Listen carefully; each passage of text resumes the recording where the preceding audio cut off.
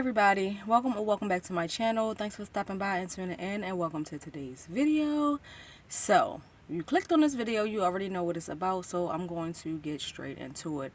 I really was on the fence about doing this video, and I know social media can be a place where negativity gets more views, and I don't want to fall into that trap. So I've been on the fence about sharing what happened on this trip. But my Aruba videos were very choppy because I had to cut out so much. The person I went on the trip with, we had a falling out.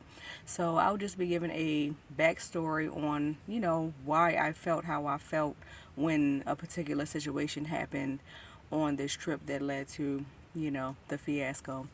So where do I begin? So me and this friend, we've been friends for over a couple decades, longer than that. And throughout the years, things have happened and we had stopped being friends. But we always wanted up being friends again. And so this last time, I wanted to call it quits, and they fought for the relationship again. And we met up and had dinner. They wanted to have dinner and talk things over, so we went out to eat and get some drinks and talk things over. And I was really dreading that whole conversation before we even booked the trip recently, because it was like I would have to bring up so many things that I felt like they did wrong to me, and I didn't want to have to relive that. But at the same time, it's like if you want to have a relationship or friendship with somebody, you have to talk things through, and that's what I don't like.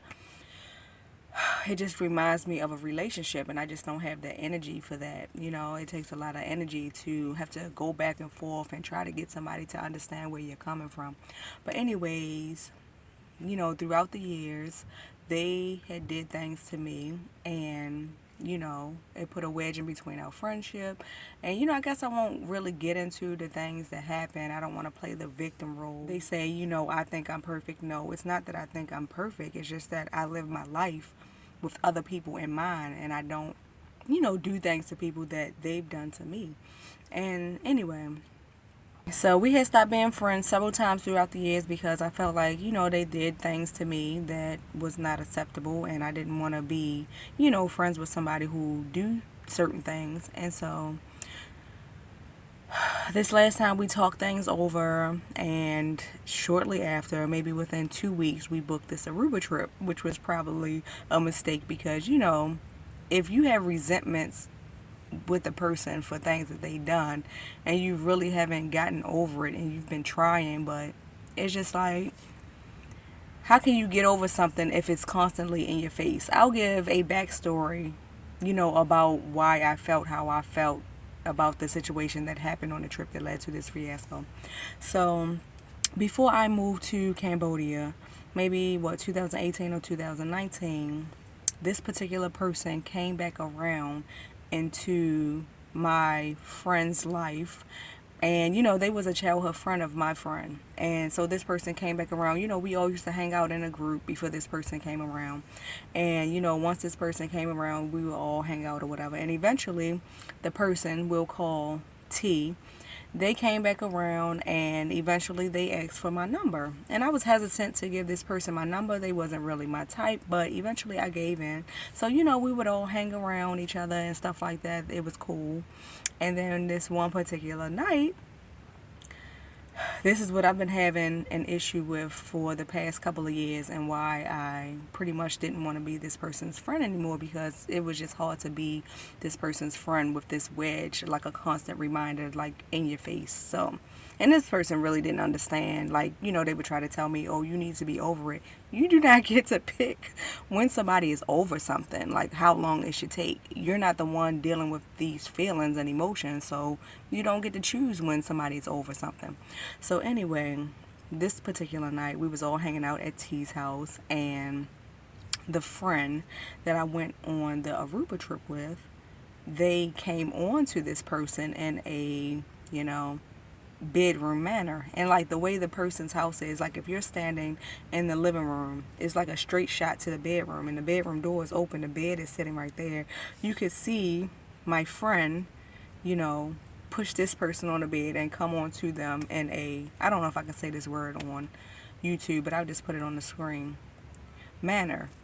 And so, of course, I would feel some type of way. Like, if I'm supposed to be talking to this person and I see you flirting or coming on to this person in this way, like right in front of me, why wouldn't I feel some type of way? And it's just crazy. Like, a lot of things play in my mind.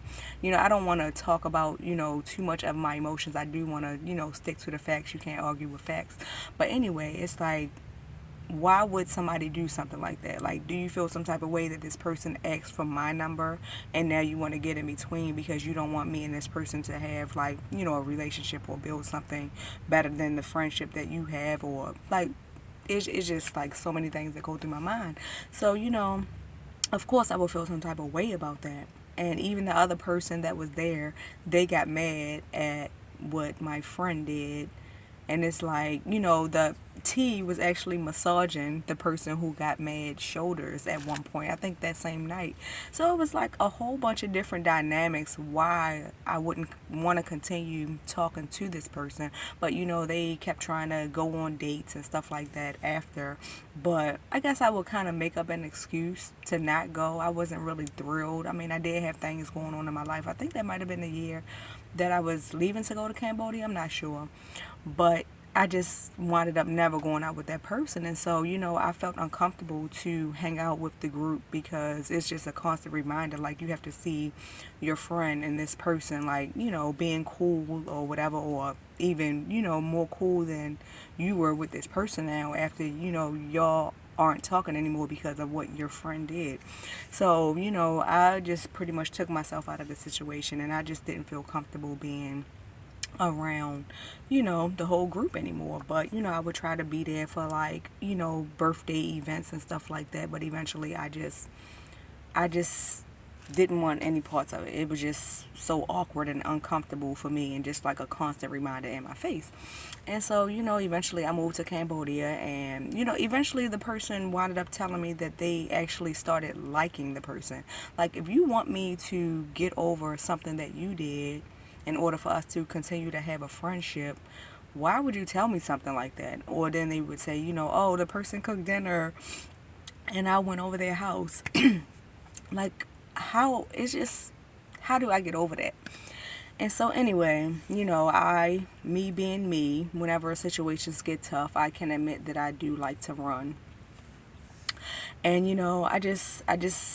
I fight my own demons and negativity. So it's like I'm a loner naturally. So if I'm going to give up being alone and in my own peace to be around other people, I'm only going to do that if it's peaceful.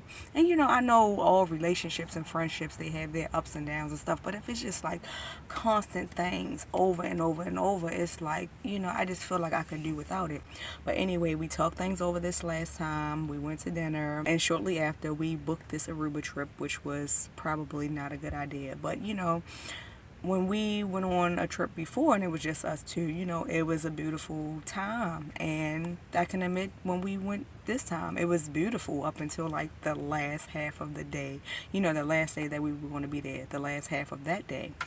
And so, we went out to eat and went and got some souvenirs. It was just a nice moment. And we went back to the room, and we had a nice balance of how much we like to do the things that we like to do, how much we like to relax. And it was nice. So we were supposed to be getting ready around 3:30 to, I guess, go back to the beach and then figure out the rest of our day or do whatever we wanted to do.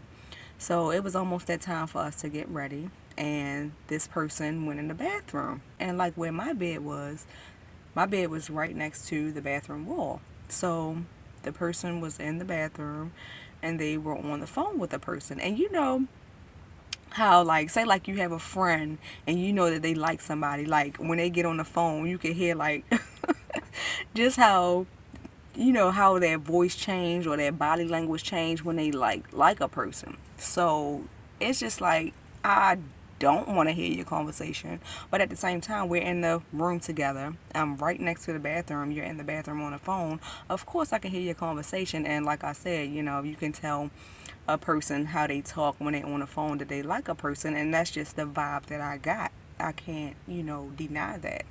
And like I said, when I did my little toast, I was like, cheers to trusting your intuition. And that's just what I felt. On top of the person already told me that they wound up liking this person. So it's just like, okay, they're on the phone, and I guess it just seemed like the person was complaining that they wasn't talking to them as much as they normally would because they was on a trip with me. So I wanted to put my earphones in, but my earphones were kind of broke, so I really, had to sit there and hear the conversation. So it was like, of course I'm going to feel some type of way. And then it was like, on top of that, like, I guess the person, my friend, couldn't say what she wanted to say because I would hear it. So she wound up texting the person what she needed to say. Then they in the bathroom talking in code about the text message. So it was just like a constant reminder in your face. And it's just like so many different things. Like, I don't hang around them anymore, but we're on a trip and then you're on the phone, like, talking in code in the bathroom. It's like, am I wrong for feeling some type of way? But of course I wasn't going to say nothing about it. How can you say, oh, well, why were you on the phone with them? No, that's that person's life.